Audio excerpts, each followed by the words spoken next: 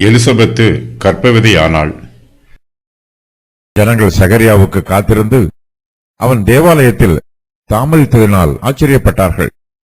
அவன் வெளியே வந்தபோது அவர்களிடத்தில் பேசக்கூடாமல் இருந்தான். அதனாலே தேவாலயத்தில் ஒரு தரிசனத்தை கண்டான் என்று அறிந்தார்கள். அவனும் அவர்களுக்கு சைகை காட்டி ஊமையாய் இருந்தான். அவனுடைய ஊழியத்தின் நாட்கள் நிறைவேறின உடனே தன் வீட்டுக்கு போனான். அந்நாட்களுக்கு பின்பு அவன் மனைவியாகிய எலிசபெத்து கர்ப்பவதியாகி, ஜனங்களுக்குள்ளே எனக்கு உண்டாயிருந்த நிந்தையை நீக்கும்படியாக கர்த்தர் இந்த நாட்களில் என்மேல் கடாட்சம் வைத்து எனக்கு இப்படி செய்தருளினார் என்று சொல்லி 5 மாதம் வெளிப்படாதிருந்தாள். சகரியா ஊமையாய் இருந்தான். சகரியா தேவாலயத்திற்குள் பிரவேசித்து தூபம் காட்டுகிறான். அந்த வேளையில் ஜனங்கள் எல்லோரும் கூட்டமாய் வெளியே ஜெபம் பண்ணி கொண்டிருக்கிறார்கள். அப்போது கர்த்தருடைய தூதன் அவனுக்கு தரிசனமாகி கர்த்தருடைய வார்த்தையை அறிவித்தான். சகரியா அந்த வார்த்தையை விசுவாசியாததினால் ஊமையானான். இந்த சம்பவம் உள்ளே நடைபெற்ற போது ஜனங்கள் சகரியாவுக்காக வெளியே காத்திருக்கிறார்கள். தூபம் காட்டும் சகரியா வெளியே வந்து ஜனங்களுக்கு கர்த்தருடைய நாமத்தினால் ஆசீர்வாதம் கூற வேண்டும். ஆசாரியர் பொதுவாக ஒரு குறிப்பிட்ட காலம் வரையில் மாத்திரமே தூபம் காட்டுவார்கள். ஆனால் சகரியாவோ அந்த குறிப்பிட்ட காலத்தை விட அதிக நேரம் தேவாலயத்தில் உள்ளே இருக்கிறான். சகரியா வருவதற்கு காலதாமதம் ஆனதினால் ஜனங்கள் தேவாலயத்தை விட்டு புறப்பட்டு போய்விடவில்லை. அவன் வந்து தங்களுக்கு ஆசீர்வாதம் கூற வேண்டும் என்பதற்காக காத்திருக்கிறார்கள். அவன் தேவாலயத்தில் தாமதித்ததினால் ஆச்சரியப்படுகிறார்கள். சகரியாவுக்கு ஏதோ ஆயிற்றோ என்று நினைத்து பயப்படுகிறார்கள். சகரியா வெளியே வருகிறான். அப்போது அவர்களிடத்தில் பேசக்கூடாமல் இருக்கிறான்.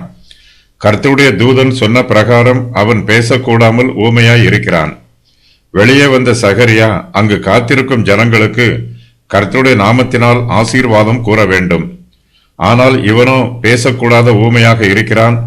ஊமையினால் வாயை திறந்து ஆசீர்வாதம் கூற முடியாது. வெளியே வந்த சகரியா அவர்களுக்கு சைகை காட்டுகிறான். ஒருவேளை தேவாலயத்திற்குள் கர்த்தருடைய தூதனை தரிசித்ததை இவன் சைகை மூலமாக அவர்களுக்கு தெரியப்படுத்தி இருக்கலாம். அவர்களும் தேவாலயத்தில் சகரியா ஒரு தரிசனத்தை கண்டான் என்பதை அறிந்து கொள்கிறார்கள். பழைய ஏற்பாடு நமக்கு அடையாளங்கள் மூலமாக பேசுகிறது. புதிய ஏற்பாட்டிற்கு அது அடையாளமாயிற்று. சுவிசேஷமே சத்திய வார்த்தைகளை வெளிப்படுத்துகிறது. பழைய ஏற்பாட்டில் மறைந்து கிடக்கும் தேவ ரகசியங்களை சுவிசேஷத்தின் வார்த்தைகள் வெளிப்படுத்துகிறது. தன்னுடைய ஊழியத்தின் நாட்கள் நிறைவேறும் வரையிலும் சகரியா தேவாலயத்தில் இருக்கிறான். தூப பீடத்தில் தூபம் காட்டுகிறதற்கு இவனுக்கு சீட்டு விழுந்திருக்கிறது. இவன் ஊமையாகவும் செவிடனாகவும் இருக்கிற போதிலும் இவனால் தேவாலயத்தில் ஊழியம் செய்ய முடிகிறது. தான் ஊமையாய் போனதினால் சகரியா தன்னுடைய ஊழியத்தை விட்டு ஓடிப்போய்விடவில்லை. நம்முடைய ஊழிய பாதையிலும் சில சமயங்களில் நம்மால் எதிர்பார்த்தபடி சிறப்பாக ஊழியம் செய்ய முடியாமல் போகலாம். ஆயினும் அந்த வேளையிலும் நம்மால் முடிந்த வரையிலும் நாம் நன்றாக ஊழியம் செய்ய வேண்டும். கர்த்தர் நல் மனதோடு செய்யும் ஊழியத்தை அங்கீகரிப்பார். ஆசாரியன் தூபம் காட்டும்போது ஜனங்கள் சிறிது நேரம் மட்டுமே காத்திருப்பார்கள். அதன் பின்பு ஆசாரியன் வெளியே வந்து காத்திருக்கும் ஜனங்களை ஆசீர்வதிப்பான். இந்த முறை ஜனங்களுக்கு விசேஷித்த ஆசீர்வாதம் கிடைக்கிறது. அவர்கள் அற்புதத்தை கண்டார்கள். தேவதூதன் வந்ததினால் ஏற்பட்ட விளைவுகளை கண்டார்கள். 5 மாதம் வெளிப்படாதிருக்கிறாள். சகரியா தன்னுடைய ஊழியத்தின் நாட்கள் நிறைவேறின உடனே தன் வீட்டிற்கு போகிறான். அவன் மனைவியாகிய எலிசபெத்து கர்ப்பவதியாகிறாள். 5 மாதம் அவள் வெளிப்படாதிருக்கிறாள். ஒருவேளை வயது முதிர்ந்த காலத்தில் தான் கர்ப்பவதியானதினால் அவள் வெட்கப்பட்டு மற்றவர்களுக்கு முன்பு வெளிப்படாமல் இருந்திருக்கலாம். அல்லது ஒருவேளை தான் கர்ப்பவதியானதினால் உண்டான தீட்டின் நிமித்தம் அவள் வெளிப்படாமல் இருந்திருக்கலாம். தன்னுடைய கர்ப்பத்தில் இருக்கும் குழந்தை நசரேய விரதத்திற்கு உரியது என்பதனால் அவள் தீட்டு சம்பந்தமான கற்பனைகளை மிகவும் கடினமாக கடைபிடித்து வந்திருக்கலாம். எலிசபெத்து ஒருவேளை வெட்கத்தினாலோ அல்லது மனத்தாழ்மையினாலோ அவள் 5 மாதம் மற்றவர்கள் மத்தியில் வெளிப்படாமல் இருந்திருக்கலாம். கர்த்தர் தன்னை ஆசீர்வதித்து கனப்படுத்தியதற்காக அவள் பெருமைப்படவில்லை. ஒருவேளை 5 மாதம் ஜனங்கள் மத்தியில் வெளிப்படாமல் தன்னை தனிமைப்படுத்தி கர்த்தருடைய வார்த்தையையும் கர்த்தருடைய கிரியையையும் தியானம் செய்திருக்கலாம். தான் ஜனங்கள் மத்தியில் வெளிப்படாமல் இருந்ததற்கான காரணத்தை எலிசபெத்தே வெளிப்படுத்துகிறாள்.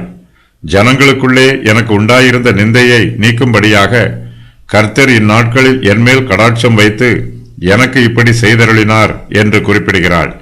ஸ்திரீகள் கர்ப்பவதியாக இருப்பது இஸ்ரவேல் ஜனத்தார் மத்தியில் மிகுந்த ஆசீர்வாதமாக கருதப்படுகிறது. நல்ல கனி கொடுப்பது எப்போதுமே ஆசீர்வாதம்.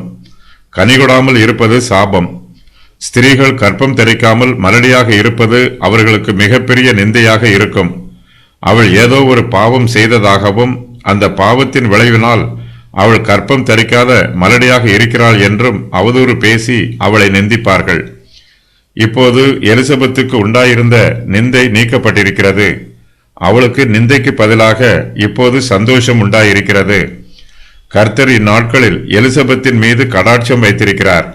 ஜனங்களுடைய நிந்தைக்கு பதிலாக கர்த்தருடைய மகா மகிமை எலிசபெத்தின் மீது வந்து இறங்கி இருக்கிறது. சகரியா ஊமையானான். ஊமையாக இருந்தாலும் அவன் தனக்கு நியமிக்கப்பட்ட ஊழியத்தை விட்டு ஓடிவிடவில்லை.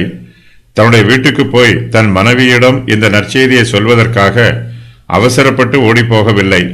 அவனுக்கு நியமிக்கப்பட்ட கடமையை பொறுமையோடு நிறைவேற்றிய பின்பு சகரியா தன் வீட்டிற்கு போனான். லூக்கா 1:13 நிறைவேற ஆரம்பிக்கிறது. தேவனுடைய இரக்கம் பரிபூர்ணமாக நிரூபிக்கப்பட வேண்டும் என்று எலிசபெத்து விரும்பினாள். தன்னுடைய ஜீவியத்தில் ஏற்பட்ட நற்செய்தியை ஜனங்கள் மத்தியில் சென்று அறிவிப்பதற்கு முன்பாக 5 மாதம் காத்திருந்து கர்த்தருடைய கிருபையை உறுதி செய்து கொண்டாள்.